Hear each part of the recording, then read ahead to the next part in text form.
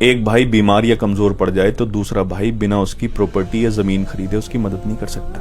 جس رب نے ایک بھائی کو دوسرے بھائی کا سہارا بنا کر بھیجا ہے وہی ایک دوسرے کی شکل نہ دیکھنے کی قسمیں کھا لیتے ہیں۔ اور میں نے تو ایسا بھی دیکھا ہے کہ ایک بھائی مر گیا پھر بھی دوسرا بھائی اس کا چہرہ دیکھنے نہیں آیا۔ ایک بھائی دوسرے بھائی کے لیے کیا ہوتا ہے ہمیں کربلا والے بتا کر گئے ہیں۔ جنگ کی پہلی رات، اگلے دن جنگ تھی اور اس سے پہلی رات جو تھی نا، سب کو بٹھایا حضرت امام حسین علیہ السلام نے اور سب کو بٹھا کر کہا کہ جس کو جانا ہو وہ جا سکتا ہے، جنگ چھوڑ کر میرا ساتھ چھوڑ کر جس کو جانا ہو وہ جا سکتا ہے۔ میں یہاں بیٹھے ہوئے سب کو جنت کی بشارت دیتا ہوں، اگر کوئی چھوڑ کر چلا بھی جائے گا تو اس کو جنت مل جائے گی۔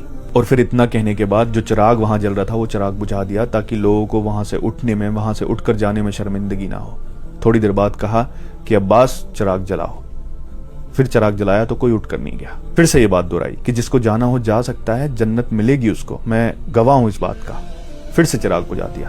تھوڑی دیر بعد کہا کہ عباس چراغ جلاؤ، یہ 3 بار کیا، کوئی بھی وہاں سے نہیں گیا۔ یہ دیکھیے حضرت امام حسین کو اپنے بھائی حضرت عباس پر یہ بھروسہ تھا کہ سب جا سکتے ہیں، میرا بھائی عباس نہیں جا سکتا، اس لیے بار بار کہا کہ عباس چراغ جلاؤ۔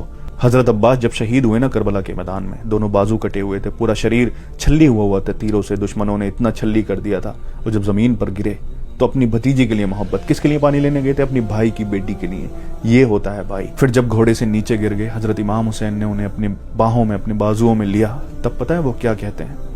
وہ کہتے ہیں کہ بھائی مجھے میرے جسم کو یہیں دفن کر دینا، وہاں لے کر مت جانا، میں شرمندہ ہوں، اپنی بھتیجی کے لیے پانی نہیں لے جا سکا۔ یہ تھا بھائی دوسری بھائی کی اولاد کے لیے۔ اور جب وہ شہید ہو گئے، حضرت امام حسین نے اپنے مبارک چہرے کو آسمان کی طرف اٹھا کر کہا کہ یار اب میری کمر ٹوٹ گئی، یعنی میرا بھائی چلا گیا۔ یہ بتایا کہ ایک بھائی اگر بھائی کا ساتھ چھوڑ کر چلا جائے تو اس کی کمر ٹوٹ جاتی ہے۔ یہ سہارا بھائی کا ہوتا ہے، اور جو سہارا بھائی دے سکتا ہے دنیا میں کوئی اور دے ہی نہیں سکتا۔ لیکن افسوس اس دنیا نے، اس پاور کی ہوس نے، اس دولت نے بھائی کو بھائی کا ہی دشمن بنا دیا ہے۔ میری دعا ہے رب سے کہ کاش لوگ اس رشتے کی اہمیت کو سمجھیں، کیونکہ بھائی دولت، شہرت، مالیت سب سے بڑا ہوتا ہے۔